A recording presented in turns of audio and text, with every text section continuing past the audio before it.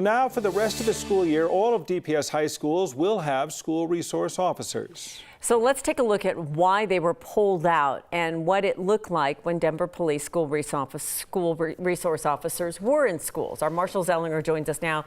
You got the chance to talk to a former public safety chief with DPS about what existed and what worked and what didn't work. Right. Mike Eaton just happened to be in town for training, okay. And that's why we were able to talk. He's the former head of security for Denver Public Schools.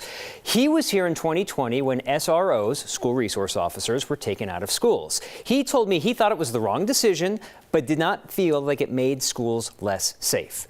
DPS has its own security, which is what he led. They have their own dispatch center. DPS security, though, is unarmed.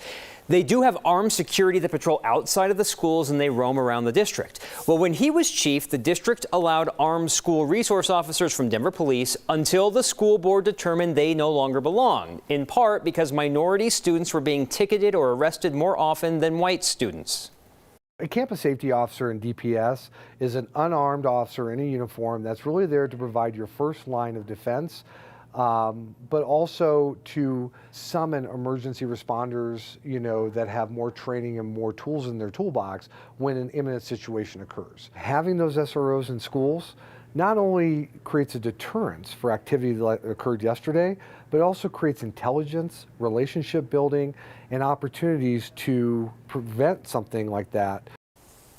Those school resource officers will be back, though DPS goes on spring break starting tomorrow now, I guess, so students will not see those officers in high schools until Tuesday, April 4th. I talked yesterday with former Jeffco Schools Public Safety Chief John McDonald. He told me SROs require the right officer in schools, that not every officer is best to work with kids. And Eaton told me that he hopes DPD gives first option to the former SROs that were already in the high schools. He also said that when SROs were there, 80% of them were officers of color.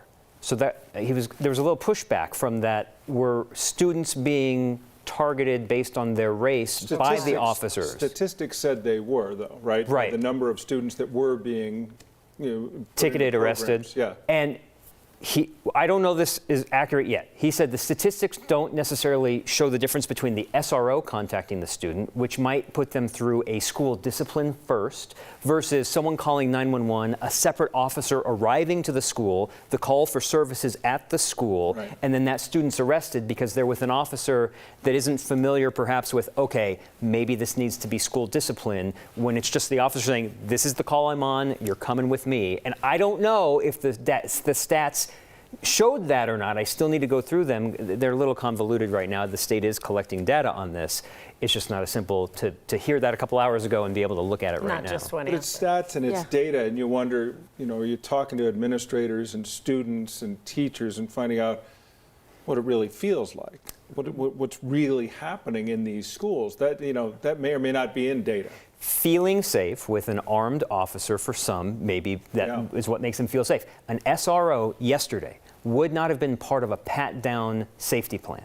That still would have been staff and a DPS security officer. The SRO could have been there to be nearby, but they would not have been the person doing a pat-down through a safety plan or a threat assessment for any student who has a different safety plan. That is so worth noting. And also the fact that it is the right person to understand kids. You got to get kids and teenagers, because if you're not on board with the teenage world, that's probably not a place to be. And I liken it to my DARE officer from elementary school in the 80s. I was familiar with that person. Yeah. I saw him in 4th and 5th grade, and I probably would have recognized him for a few years longer, and we had a connection. He knew your name. And he knew my name. Yeah. And that's probably what you need from a school resource officer, someone who can make that same kind of connection. Wow. Well, there will be a lot to consider yet again as the wheel spins, but certainly finding safety is going to be the route for most people. Marshall, thank you. It was good to sort some of that out.